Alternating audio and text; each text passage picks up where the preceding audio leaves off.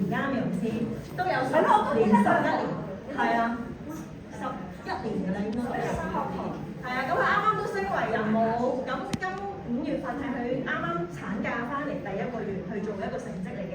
咁我都訪問下你先啦。咁你覺得啦？因為以我所知，你嗰啲 referral 客咧多數都係嚟自你嘅熟客啦，都冇10年都有8年㗎啦，係咪？咁點解啲客會咁主動介紹朋友俾你？同埋介紹朋友俾你嘅時候，你會有啲咩感受咧？我啲 referral 客咧，講乜要近，講乜要近少少。我啲 referral 客咧，主要咧嚟自我自己啲客啦，大家都識咗10年8年左右嘅。咁其實佢哋已經好信任我啊，同埋對我都非常之有信心啦。咁所以每一次嘅療程咧，都會交俾我安排。咁當身邊有朋友、親戚朋友有想解決皮膚上嘅問題嘅時候咧，都會主動問我意見啦，同埋主動會介紹啲朋友上嚟俾我。咁嗱，以前我哋都有追 referral 啦，咁你覺唔覺得追得好辛苦咧？咁好坦白講，以前追 referral 咧真係冇壓力嘅。咁而家追 referral 有啊，冇壓力，因為始終都好細聲。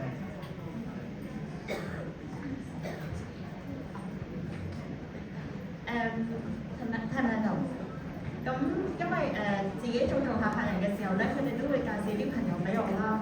咁所以我就覺得好輕鬆啦。咁而家咧，因為有目標性去追 referral 啊，咁因為我想攞假期啊嘛，咁所以咧我都要努力去追呢一個客嘅。好啊。咁你頭先講咗啦，今個月係啱啱放完產假翻嚟㗎嘛？咁你點樣嗱即係你消化咗公司嘅資訊量之後，你點樣去好快調節自己去做 referral 呢一個目標咧？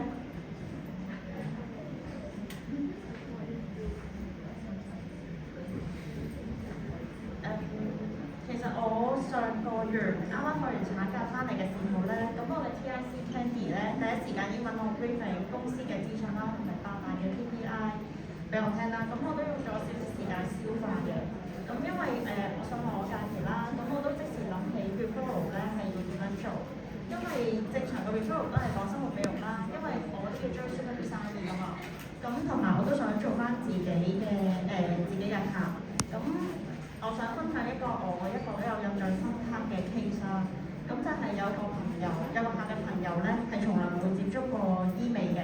咁佢本身咧同我分享過話想去韓國度打針。咁我因為貪平嘅關係，咁所以咧我都同佢講話呢樣嘢唔可以玩玩下啦，因為要揾翻專業人士同埋醫生去同你做分析，同埋去做會穩陣啲。咁我都即刻揾我嘅上司 Maggie 去同個客去傾啦。咁個客咧都好快帶佢個朋友上嚟做。咁雖然咧得個萬幾蚊嘅，最後 closing 嘅價錢咧得個萬幾蚊啦。但係我覺得呢個生態唔係淨係自己得益，仲要係我嘅上司都有個得益咯。咁我覺得呢一個係一個好好嘅開發機會。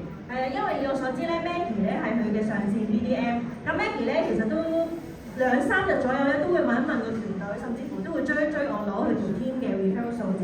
其實 Maggie 又好帶動到一個 referral 嘅氣氛。咁我都想問一問你啦，你今次有咁嘅成績啦，有冇啲乜嘢當中係學習或者啲分享可以分享到俾大家聽？我覺得追 referral 啦，咁因為我知道公司而家新客真係唔多嘅，咁同埋我又要自己追新一啲生意啦，因為我都想維持自己嘅收入啊嘛。咁跟住我就除咗覺得新客之外啦，我哋對自己嘅舊客咧都要做得好啲啦，因為唔想佢流失，同埋我哋而家都好需要一啲嘅新客去加入啦。咁所以我覺得主動開口咧係成功嘅第一步嚟嘅。咁所以我覺得加上係對我哋一直有信任啦，我覺得已經係事業嘅。係啊 ，Money 咧喺啱啱放完產假翻嚟咧，佢已經好積極去問我究竟公司而家最新嘅追嘅 KPI 係乜嘢啊？個進度要點樣做？佢好快已經調節到自己，同埋佢真係為咗個假期啦，為咗消費啲收入咧，係好快已經制定咗一個方案，自己點樣去追呢啲目標。咁我覺得佢咧唔淨止自己有呢個成績，我覺得係為 Maggie 呢個團隊都帶嚟一個好好嘅氣氛，係真係好值得大家去學習嘅。咁我都希望你嚟緊6月份繼續去保持呢個咁高嘅標準啦。好。